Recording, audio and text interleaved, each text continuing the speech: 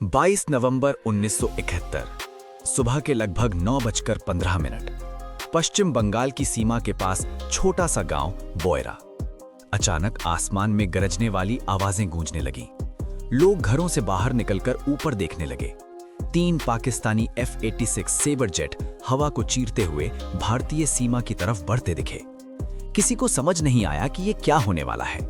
तभी एक और आवाज, बेहद तेज और पतली, IAF का छोटा लेकिन खतरनाक फॉलैंड ग्नैट जेट, और उसके कॉकपिट में बैठे थे flight lieutenant Roy Andrew Massey. अकेला पायलट, सामने दुश्मन की पूरी टुकड़ी, और आसमान में होने वाली ये भिड़ंत भारतीय इतिहास का रुख बदलने वाली थी। पाकिस्तानी जेट पूर्वी पाकिस्तान में हो रही गतिविधियों की निगरानी और मुक्ति वाहिनी के ठिकानों पर हमला करने आए थे।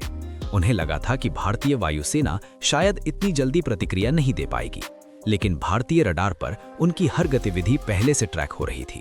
आदेश दिया गया, स्क्रैम्बल द ग्नैट्स, और वही आदेश रॉय मेसी को इतिहास के उस मोड़ पर ले आया जहां एक इंसान अकेला कई दुश्मनों के सामने खड़ा था।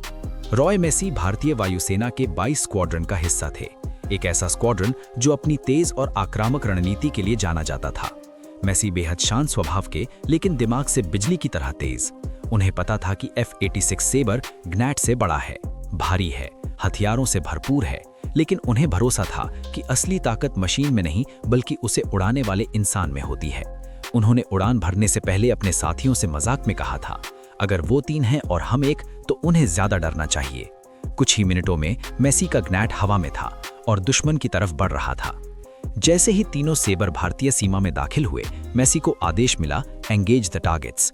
उन्होंने बिना एक सेकंड गवाए जवाब दिया, Roger, I am going in, और लड़ाई शुरू हो गई।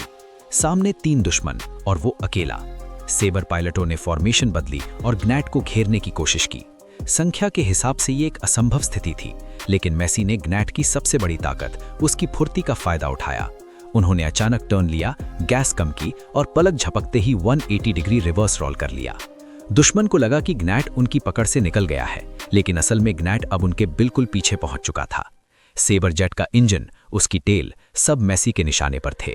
रेडियो पर उनका शांत स्वर गूंजा, फायरिंग, और उनकी 30 mm एडन तोपें गरज उठीं। कुछ ही सेकंड में पहला सेबर धुआं छोड़ते हुए नीचे गिरने लगा। अब 2 सेबर बचे थे, लेकिन डरने की बारी उनकी थी। मेसी ने मनोवैज्ञानिक दबाव बनाया। उन्होंने दूसरे सेबर के इतने पास जाके मैनूवर किया कि दुश्मन पायलट हड़बड़ा गया और एक गलत मोड़ ले बैठा। यही वो पल था जिसकी मेसी को तलाश थी। उन्होंने दोबारा फायर किया और दूसरा सेबर भी नीचे गिर गया।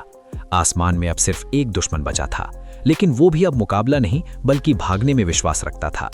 इसी दौरान भारतीय वायुसेना के एक और pilot, flying officer Donald Lazarus, भी लड़ाई में शामिल हो चुके थे। दोनों भारतीय पायलटों ने तीसरे सेबर को घेर लिया। दुश्मन का आखिरी जेट तेजी से नीचे उतरने की कोशिश करने लगा, लेकिन वो बच नहीं पाया। कुछ ही क्षणों में तीसरा सेबर भी जमीन की ओर गिरने लगा। सिर्फ 5 मिनट में दुश्मन के 3 सेबर जेट भारतीय पायलटों ने गिरा दिए थे। इतनी बड़ी जीत इतने कम समय में मिलना विश्व इतिहास में भी बहुत दुर्लभ माना जाता है। इस लड़ाई की खबर पूरे विश्व में फैल गई। विदेशी रक्षा विशेषज्ञों ने कहा, it was not the machine, it was the man behind the machine. दुनिया चकित थी कि हल्का फुल्का ग्नैट इतनी भारी सेबर जेट्स को इतनी आसानी से गिरा सकता है। ग्नैट को अंतर्राष्ट्रीय मीडिया ने सेबर स्लेयर का नाम दिया, और इस नाम के पीछे सबसे बड़ा योगदान था flight lieutenant Roy Andrew Massey का। ये डॉग फाइट सिर्फ एक जीत नहीं थी, ये एक संदेश था। एक संदेश कि भारत तैयार है, सक्षम है, और हर परिस्थिति में दुश्मन को करारा जवाब देने में सक्षम है। ये 1971 के युद्ध की आगामी जीत की एक झलक थी। मेसी की कहानी हमें ये सिखाती है कि जीत हथियारों की ताकत से नहीं बल्कि साहस, रणनीति और शांत दिमाग से मिलती है।